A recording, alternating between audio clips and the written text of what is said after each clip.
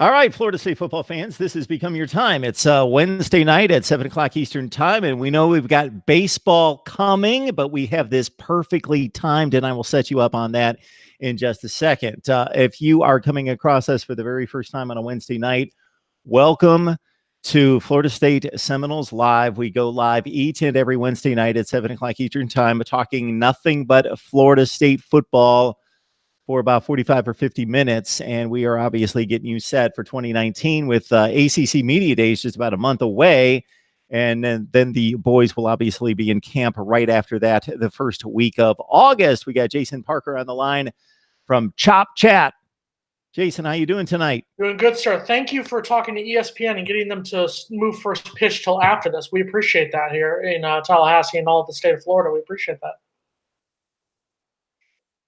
The last 3 weeks, meaning the first 3 weeks of this show, we have gone about exactly 50 minutes each time, starting at 7 o'clock Eastern time. I see first pitch is slated for 7:50 in Omaha for Florida State baseball. So yes, it just worked perfectly. So we will lead you right into the first pitch of baseball. You don't need to see all that pregame business. And I will make no other comments about ESPN's pregame because that's not healthy for me. All right, Jason, how you doing tonight? We already covered that. You're all set. You're ready for baseball, and we're going to talk football here. We are solely football, but of course, we will make a mention or two if it's that big, and certainly it is with the college baseball, like it would be with like an NCAA tournament situation with the men's basketball team. So, are you feeling good about the chances on the baseball side? I mean, I'm going to tell you, yeah, I'm feeling confident, but I'm nervous as hell. So let's focus on football. We're going to focus on football for the next 45 minutes, and then we can worry about baseball after that. Let's focus on football. And of course, Jason, we're going to focus on the most important aspect of football, and that's the uniforms, because that's why you win or lose. Apparently, that has a huge role. Who cares who the coach is, who you're going to start at quarterback, the strength and conditioning program. There's a number of other things that apparently need to take a back seat to logo and uniform design and choice. What are we hearing recently about Florida State football and the demise from the elite status of a national championship in college football playoff appearance in 2013 and 14 to the current 5-7 state, and who knows what lies ahead in 2019? There's a segment of the FSU Twitter fan base, if you will, the social media fan base, that has for the last 5 years been very adamant ever since the logo change, logo modification, if you will, the home uniform switching from white numbers to gold numbers. There's a certain segment that wants you to switch back to the white numbers. I mean, frankly, we've all been around football enough.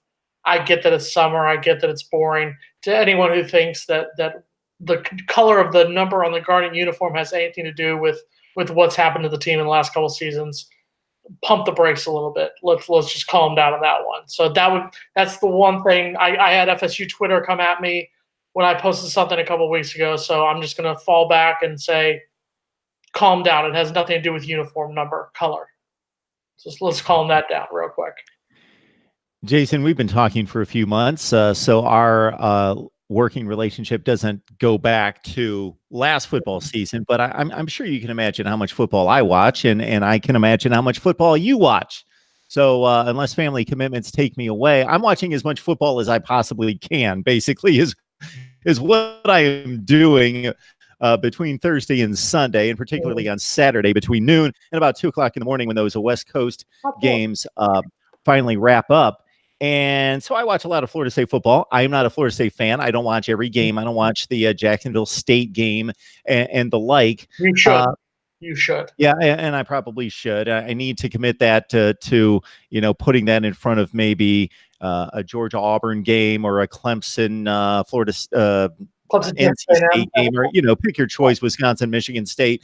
So some of those lesser games in conference play for whatever. Right. What was it last year? Northern Illinois was one of the non-conference games. Yes, those definitely need to take priority. I will get my priorities straight next year, Jason. But I watched Florida State probably play 7 or 8 times in a typical year, and you had to tell me that the uniform slightly changed between 2013 and then 2014. That's when the change was made. it was when they switched after the national title season in 2013. In April of 2014, they kind of modified the logo. It's weird. I say this as a graduate of the school. I'm going to support them no matter what. The logo change, color, uniform, number, color, whatever. You stick with Florida State. If you're a fan of the Seminoles, if you're a fan of Florida State football, if you're a fan of the school as a whole, you stick with whatever. That's all I'm going to say on it. I'm just going to leave it at that right now. Yeah, I'm kind of making the point there that I watch a whole lot of football and I track these teams about as best as I possibly can. And it's got to be a pretty standard modification. When you're talking about trims on sleeves and so forth, I'm not going to catch that. I sometimes get scolded by my son. He will, well, Dad, come on. They haven't worn those since 2014, or they haven't had the gold trim or the gray around the lettering since, it's 2016 or whatever. I get scolded for that. Yeah, I don't notice those sorts of things. Anyone who truly believes that the color of the number on the garnet uniform is the reason that Florida State went 5-7 last year. If you believe that, then you have issues you need to work on. We'll just leave it at that. On the topic, though, of alternate uniforms that became popular, I think the NFL made the first step in introducing the retro uniform. So you would see the Green Bay Packers come out, or the Pittsburgh Steelers in the 1920s or 30s regalia. And that was fun for a lot of fans to see. Yeah. And I thought maybe it was taken to an extreme, and we saw it way too much for 5 or 6 years. But on occasion, it's fine. And then college football started to come up with the alternate uniforms, led by the Oregon statement that they made, and it kind of marked their arrival on the scene as a national power and being a new national power and kind of the new school look of having 1,000 looks.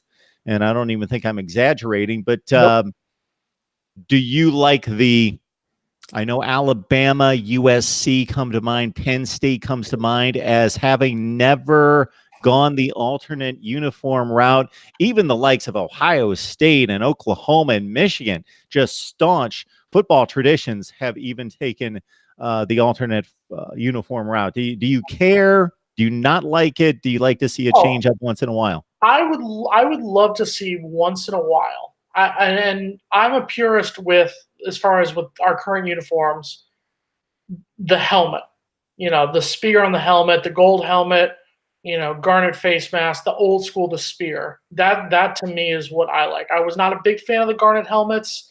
The black uniforms last year they wore for the Virginia Tech game, not a huge fan, but once again, like I said, I'm going to support my alma mater no matter what. What I would love to see is a throwback game with the uniforms from like the late 60s and early 70s, the one that they used to have. They used to have the state of Florida on the helmet. Just do a throwback game, honoring, 1968 Peach Bowl team, 71 PS Bowl team, stuff like that. Back in the day, the pre-Bowden era. I'd like to see them do that once in a while, but for the most part, I'm a purist with sticking with the traditional, gold helmets, garnet jerseys, gold pants. It's been voted the best uniform before for a reason. It's the best out there. Logan Robinson, Noel Game Day, everyone. I am late to the party. We've had a lot of technical difficulties with Wi-Fi and everything all throughout the day, but I think Wi-Fi is going to stay on for right now, and I couldn't leave Jason here by himself after what we had to get through last week. We appreciate it. Thank you, Logan. Good looking out on that one. Appreciate yes. Again, I see you got the baseball jersey on, so I like that. And the hat. We got the rally hat on. Yes, perfect. And Jason was extolling me for my perfect timing that lines up perfectly with ESPN's television schedule for Florida State baseball in the College World Series. Yes, I know. I just saw whenever internet came through that I guess it got postponed to 7:50. So we are on the good side now. Yeah, we're going to wrap up at 7:50 and lead everybody right into the first pitch. You guys will be all set. That sounds good to me. Perfect. And I know you are talking about uniforms. Yeah, what do they mean to you? I'm younger, so I didn't get to see all the great throwback ones. And we post a lot about uniform stuff on our site just because it's a good conversation. Starter definitely during the off season. A lot of fans. I didn't really have a problem with the new uniforms with the gold numbers. I mean, do I like the white numbers inside of them? Yes, I do like that, but I'm not big against it. Do I think it looks a little bit like Boston College? Of course, it looks very close and similar. But I've never had a huge problem with it. I think you just get your wins and you can do whatever you want to the uniforms. But I do think changing, I think it's also the way that it happened. It came kind of out of nowhere, and Nike got their money in 2014 when they made the changes. And then it came along with the logo change too, which fans were absolutely ticked off, and that's very understandable. And a lot of retailers, local retailers, expressed their opinions too on it that have been doing it for 10, 20, 30 years. So I think it consists of that logo change too, and it was just really bad timing. Nike got their money. Oregon has a new uniform every 10 minutes. Looks like they have a new combination every week. And Florida State's not really known for being that way. I know Willie Taggart talked about that he wanted to allow the players to have different combinations for games and whatnot. And it seems like he stayed rather traditional for rivalry games. I believe for the Florida game, they went all garnet. And for the Miami game, I believe they went traditional away, if I'm correct. And so it's an interesting topic, and and the boosters I know are really wanting to have the white numbers come through. And Florida State should have a contract coming up with Nike ending soon, which means that they'll be able to figure out if they want to make any changes during that time. And that should be coming up either this year or next. But it's such a huge conversation, and a lot of people don't even like it because Florida State went 5-7 last year, and they're like, well, let's focus on wins first, which is very understandable. So, well, my comeback to that would be the fact that people were complaining and borderline whining and about the uniforms, even the year in 2014 when they went 13-1. So, argument, it's our current time of social media where everyone. And it's something we thrive on with our jobs, but let's call it what it is. It's social media and everyone voicing their opinion, and there's a segment of the population that won't stop until the white numbers are back. Logan, we have the official word on Oregon's latest uniform change. That came down at 3:30 Eastern time, so that was 3.5 hours ago. So you're overstating the uniform change just a bit at every 30 minutes. It was actually 3.5 hours ago that Oregon made a uniform change, so they've slowed down it. I would like to get to the live chat for you guys because there's a few comments made here pertaining to our subject matter. You guys are going to need to put up with a few other fan bases. We've got Miami represented here. We got Florida. We got LSU in particular, but Rob Kraus wants to talk some uniforms as well.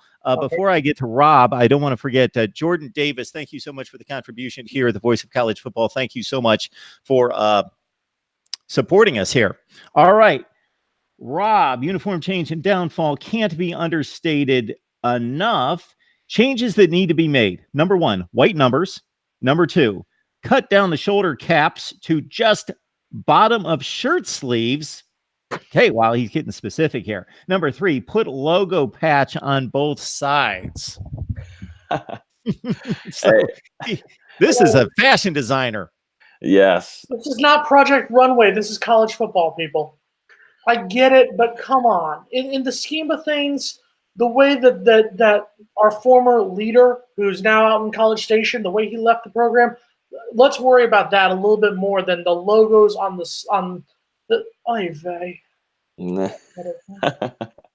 I think I enjoy the uniform conversation for sure, and I definitely think they can be modified in a lot of ways, and the trim I think would be nice on the sleeves. I think the pants could be a little bit more shiny or gold. I was looking at a picture earlier of Charlie Ward in the 1993 national championship with Nebraska, and the gold pants that they used to have with the shining look on them, and those are very sexy. But it's the color but see, Nike, this is also big on Nike too, because they screwed up when Florida State first opened off with their helmets away in Dallas that looked absolutely stupid. They're the lightest gray. They're almost, gold, and they kind of like walls in here almost, and they had purple face masks.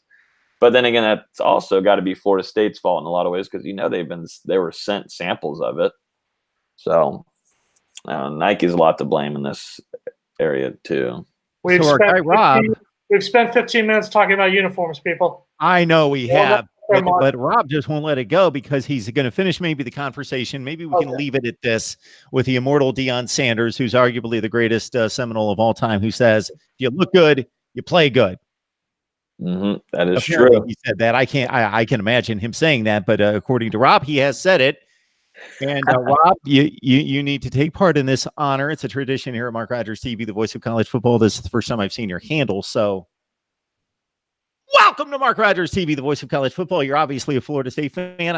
I don't need to ask that. Would love to know how long you've been watching. All right, let's get to some real football talk.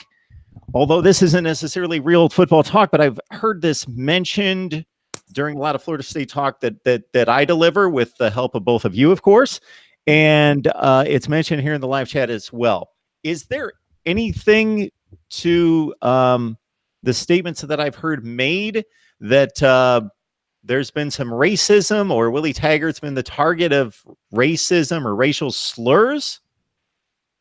There was I don't want to misquote it, but there was a booster who, after the season, posted something on social media. Once again, idiots on social media. Let's just call it what it is. Idiots on social media. And he posted derogatory messages, and it got cleaned up really quickly. Yeah. It's one of the issues, obviously, when you have a minority coach.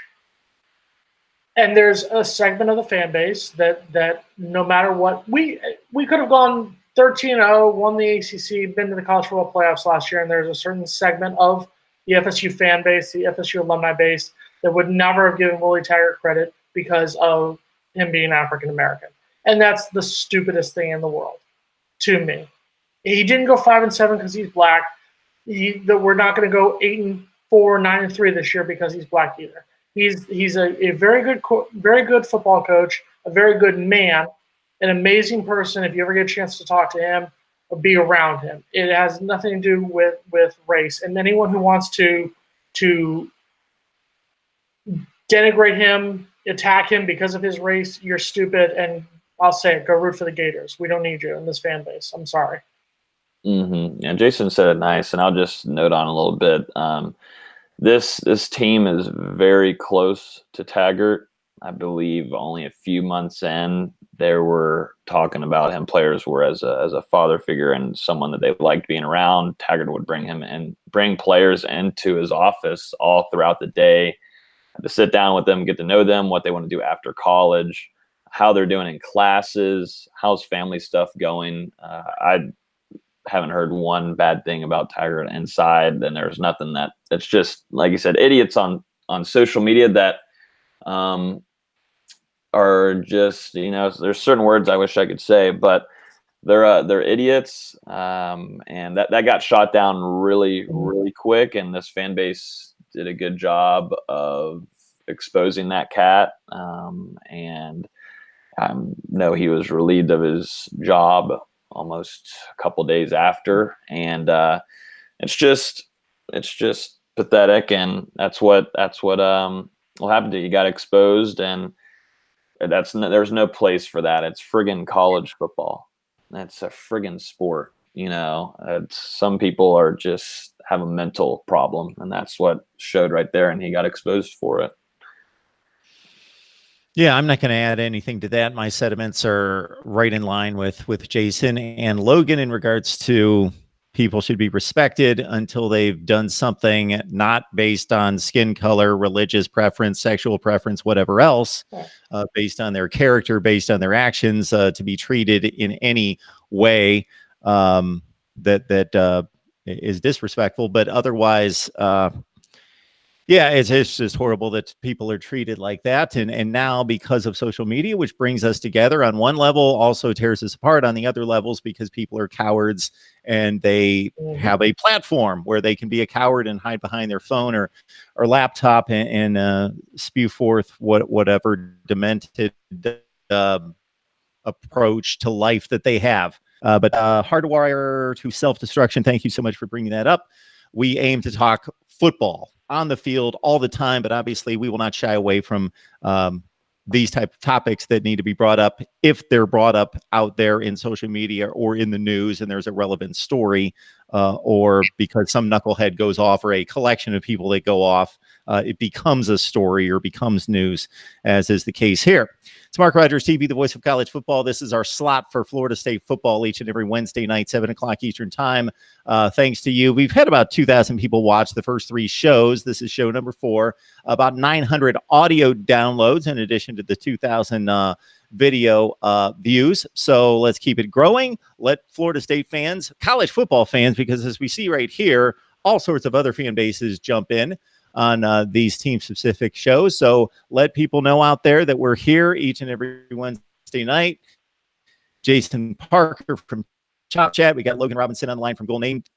Noel Game Day. I did one of those letter swaps there at the beginning of each word, but it's Noel Game Day with Logan Robinson talking Florida State football. What position most intrigues you, Logan, heading into 2019? I'm going to go with running back, honestly. I think everything else is kind of almost solidified in some areas, but I'm going to go with running back, and I'm going to tell you why. Cam Akers has kind of struggled a little bit in certain areas. I mean, not just in what kind of style the offense was last year, but just the way that he was cutting and slipping around and just didn't seem like himself last year. We got a hint of Kalen LeBourne a little bit last year against Virginia Tech, and he had a SportsCenter top 10 play in one of his first plays ever as a Florida State football player. It gets interesting because I feel almost that LeBourne might fit a little bit better in this offense. I know that Kendall Briles is going to try to utilize him quite a bit this year, I would think. He's a very talented guy. I've heard some really good things about his recovery since his injury, which looked really nasty on TV. Luckily, it wasn't even any worse than that. But he's been running for months now, great shape. And I'm interested to see how Briles and Taggart will use him. And there's another guy, Anthony Grant, who is another stud, who these 3 have made Amir Rasul transfer from Florida State. Amir hasn't even announced where he's going yet. But these 3 are some very talented guys that could, if this offensive line can do some kind of decency last year and just be average, all you got to do is be average, and you got a quarterback that likes to throw quite a bit. You could see a nasty tandem of 3 guys. But I think something going into that Boise State game, I'm very intrigued to see how that running back position is being given out, because Cam Akers, as we know, is a stud running back, and Kalen LeBourne has a lot of potential, and I think he's just ready to be unleashed. So I'm interested to see what Jason says too. I'll touch on Cam Akers for a moment, then I'll get to my position. I'm going to say right now that Cam Akers has the most to prove of any member of the 2019 Florida State Seminole football team. Mm-hmm.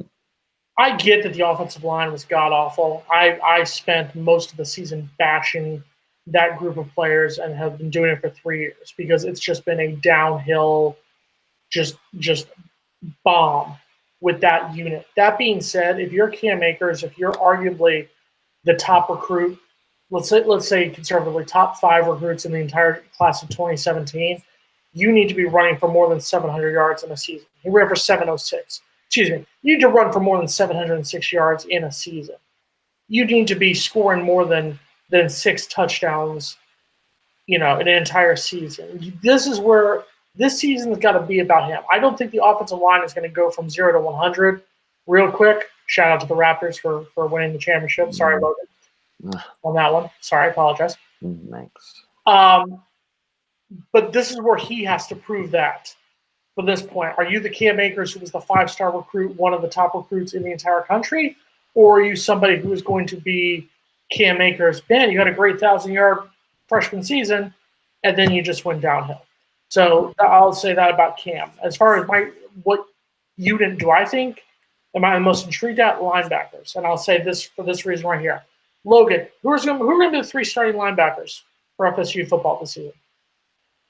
I know. Well, this is where it gets interesting. You can say one, Dontavius Jackson, and then you're like, and then that's the point. And then you look at the defensive line. You look at up front. You've got Marvin Wilson. You've got Joshua Kando on the end. You've got guys up front.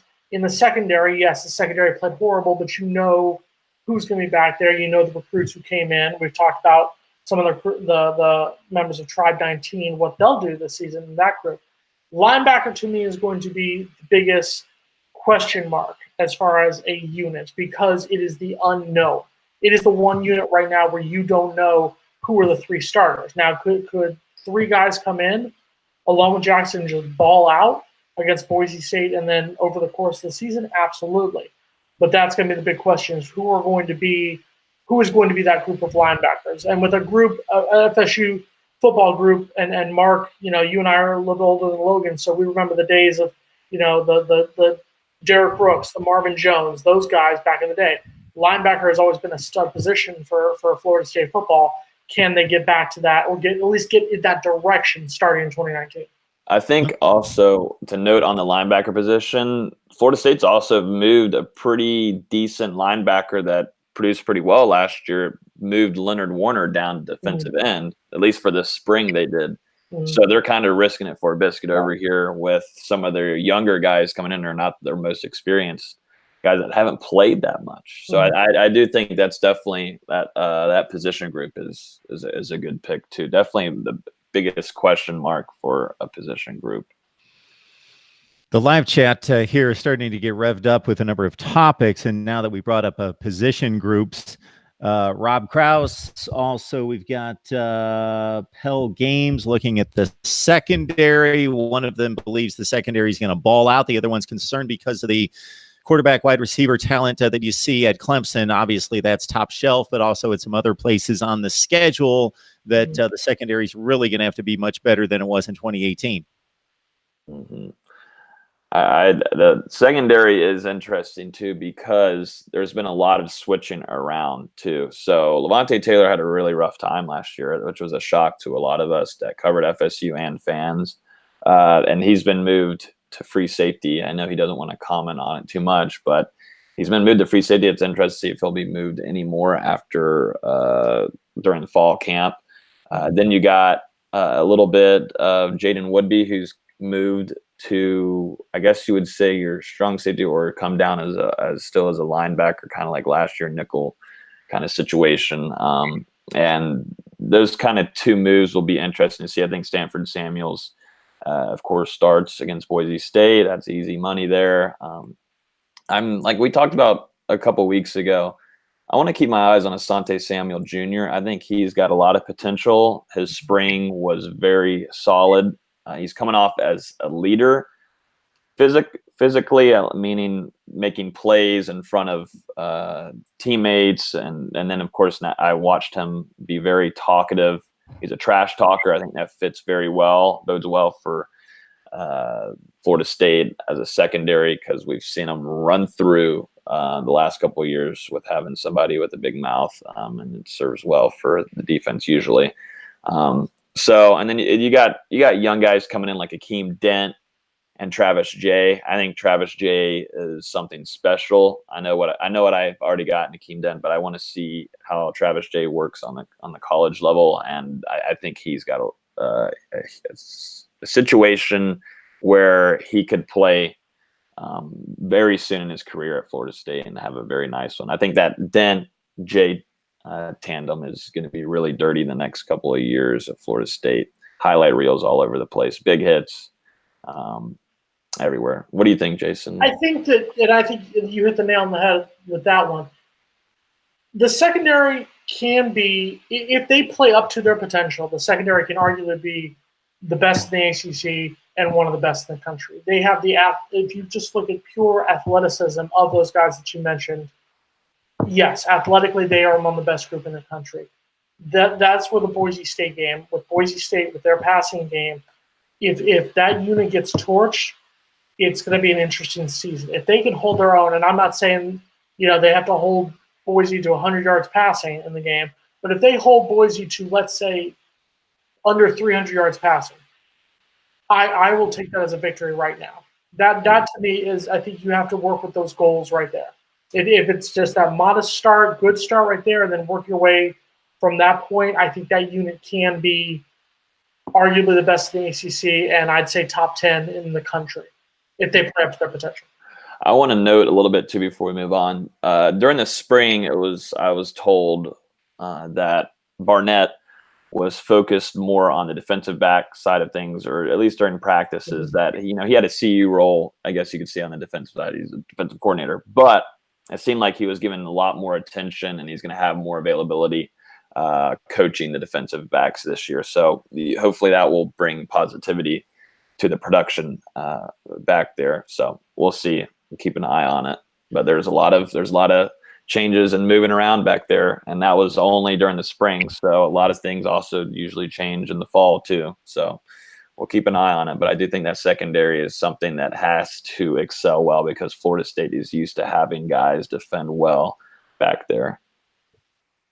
Mark Rogers TV, the voice of college football. Florida State Seminoles live each and every Wednesday night at 7 o'clock Eastern time. We've got 43 on the line right now. We appreciate your support. Swamp McGee in particular, thank you so much for the contribution to the channel. And I remind people that if we bring any value, just match the value, and we would love to take this full time. So I've got all sorts of people all the time saying, why don't you do a Clemson live or an LSU live or this or that?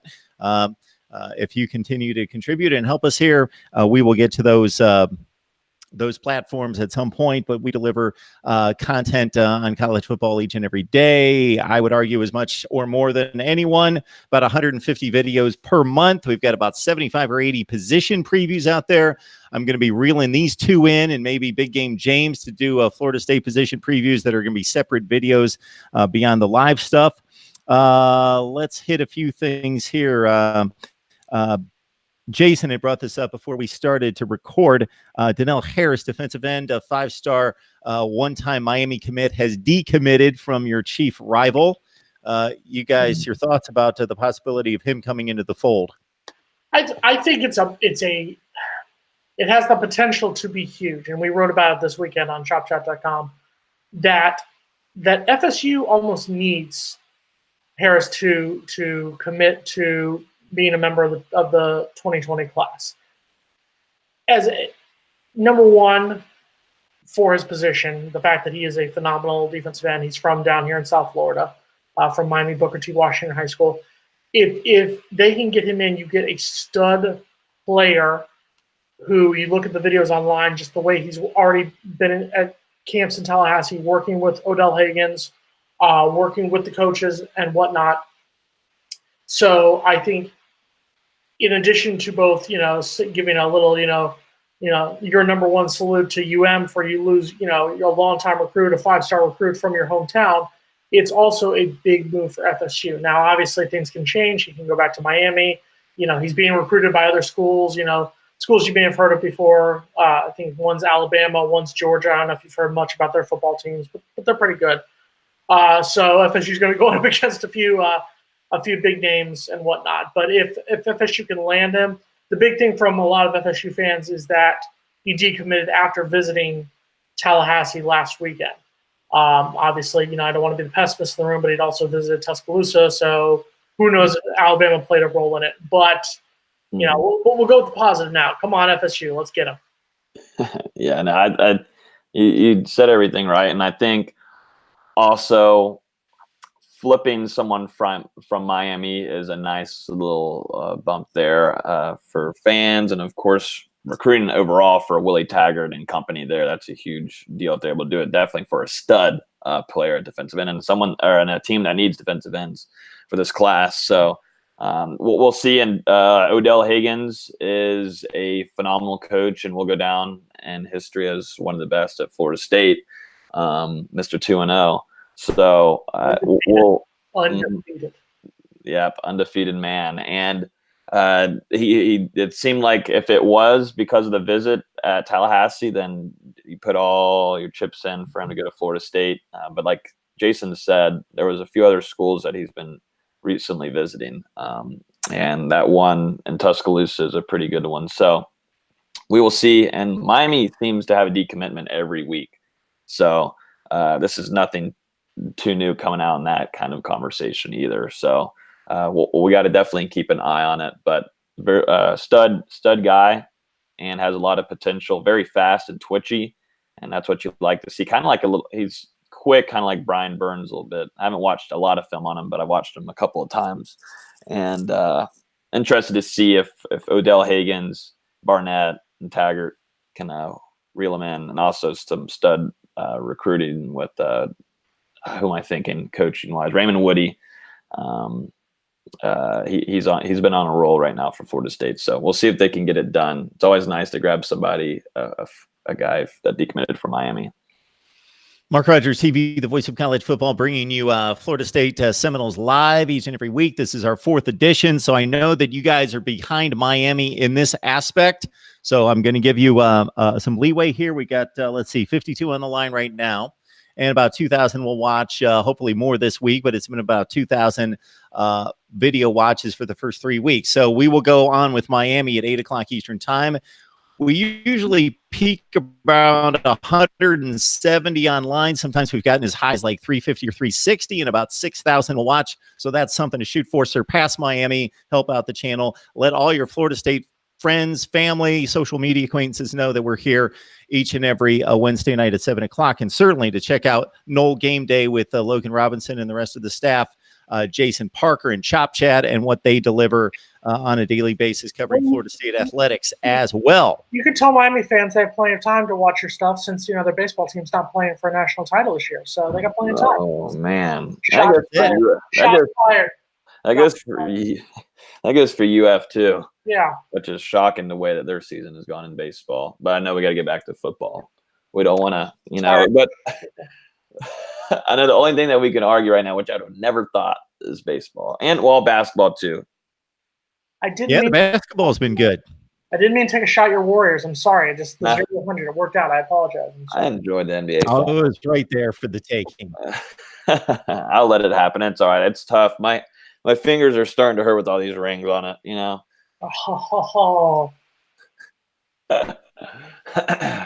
problem. Two other assignments for everybody out there. 2 assignments. One would be grab the Amazon link in the description section below. You do your regular Amazon shopping. You don't have to buy anything special.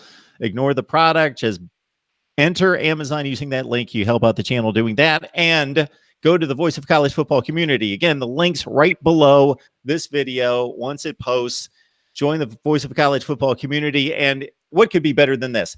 2 live streams, exclusive live streams each and every week. One, I respond to your viewer comments directly, which we're superseding 40,000 at this point. I don't even know where it is. Last time I checked, it was 36,000, but that was several weeks ago. So we're way past that. So I respond to your viewer comments directly. And then in the other exclusive live stream, I bring you on to talk college football directly with me. How could it be any better than that, guys?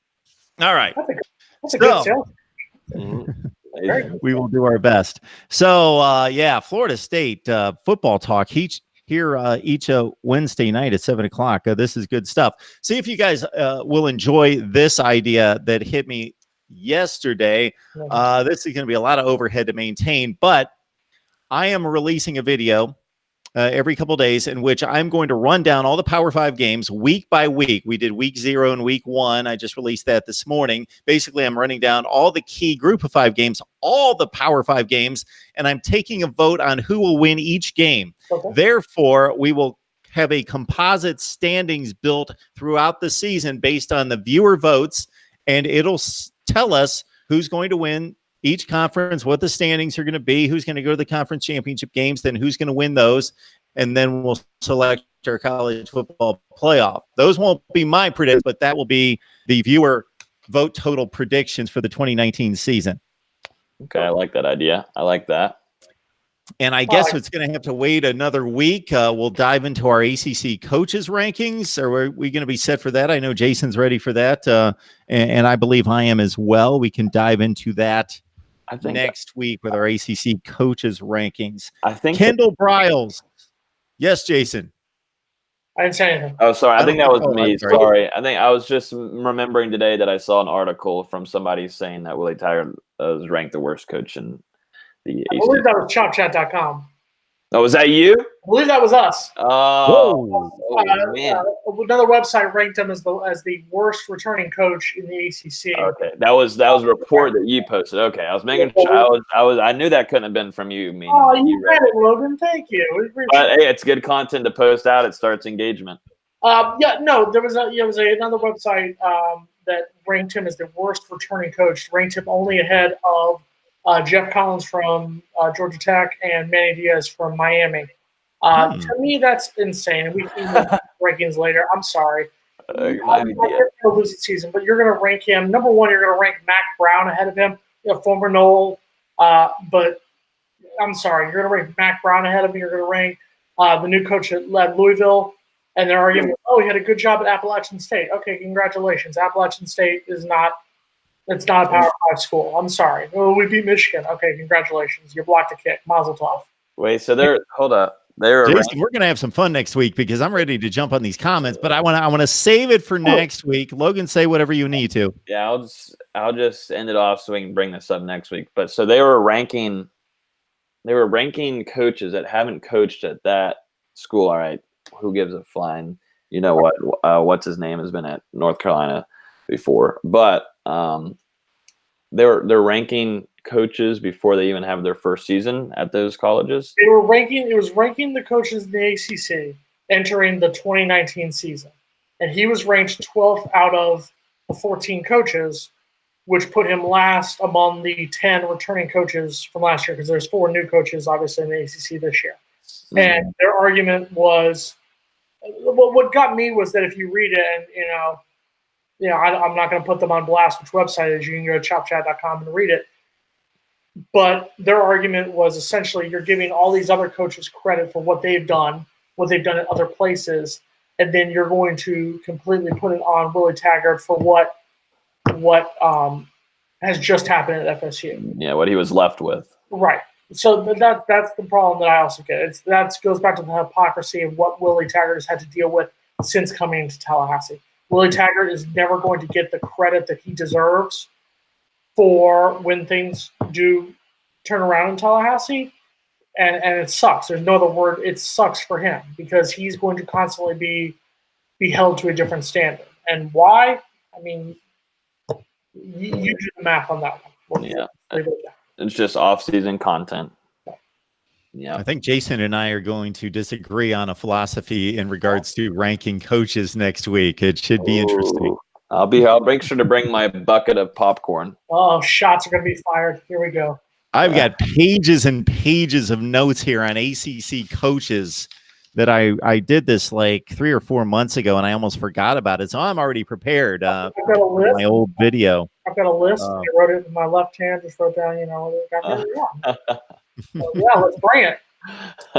And I don't have anything. So there's my. So for everybody out there on the live chat, we appreciate your participation, and we've got so many topics that were thrown out there. That all means that you just need to come back next week and join us for Florida State Seminoles Live here at 7 o'clock Eastern Time. We've got Jason Parker on the line from Chop Chat, so check out his work. Anything in particular you're working on right now, Jason? Honestly, we're keeping up with the FSU baseball team. First pitch is looks like about 30 seconds or so away. So we're just keeping up with baseball. NBA draft tomorrow. How many Noles will get taken? Probably 2. I'd say Terrence Mann probably go in the second round. Kevin Geller will go in the first round. So we'll be keeping up on that and just keeping you counting down the days till football season. We're almost 2 months away. Thank you, God. What you got going on, Logan? Well, like Jason said, it's all about baseball right now. I think this was our first year really put in a lot of effort for baseball, and we kind of want that to kind of be known that it's going to continue throughout the year. So right now, baseball fully, and then once the season ends, hopefully not anytime soon, we'll be focusing on getting some football content out. A lot of series pieces we have planned. And then a lot of podcasts to kind of give y'all some entertainment, at least throughout the next month or so, before we really start kicking into gears with some true football content. Because right now you're just kind of thinking and trying to figure out some things that might be interesting. And then maybe we'll just throw out some more uniform stuff, because that's all you need really for a week's piece. Let's tell the fans. Logan put this in our Twitter. We have a group Twitter follow. Logan threw this idea out here, knowing it was going to cause World War III amongst the world, and that the Twitterverse is going to explode in the next week until we continue. So just thank you, Logan. No problem. And then I about missed it too. I was 10 minutes late to it. That was gonna be perfect. I was gonna miss it all. I don't have to be blamed for any of it. It would have been on you. You're like, what happened? Well, I'm glad I made it on. We need to do a full uniform show. Nothing else needs to be discussed. Nothing else will be allowed to be discussed except uniforms. There we go. And our guy, Rob Krause, boy, he's got the specifics down to a T in regards to the way he wants that look to hit the field in week 1. That's him. As hundreds of people too. As is the case with not just this live stream, but every live stream we do here, we always have the most people watching when we are about to wrap it up. So that means everybody needs to lock it in at 7 o'clock every Wednesday night, 7 o'clock Eastern time. We're going to be right here. All you need to do, you've missed a ton of topics, is just let the video post. That will take just a few minutes, and watch it from the start. Logan, Jason, we appreciate you each and every week delivering Florida State football talk like nobody else. We appreciate it. We'll be back for everyone next week. We will get to our ACC coaches rankings. Where will Willie Taggart be on my list? Jason, I think I might have him a little Logan, than you, but, maybe. Maybe. He may be right, guys, enjoy the baseball game tonight. Yes, K-time, baby, K-time. Thanks, Mark. Thanks for having us, bud. Yes, thank you. Have a good evening. We will be talking Miami football here in just a few minutes. So not on this feed. We will shut this down. Keep it locked in right here at Mark Rogers TV, the voice of college football. Your YouTube page will switch to Miami. There will be a new link in just a few minutes, 8 o'clock Eastern time. So stay tuned for that. Ohio State football talk at 9 o'clock as well. See you in a few minutes.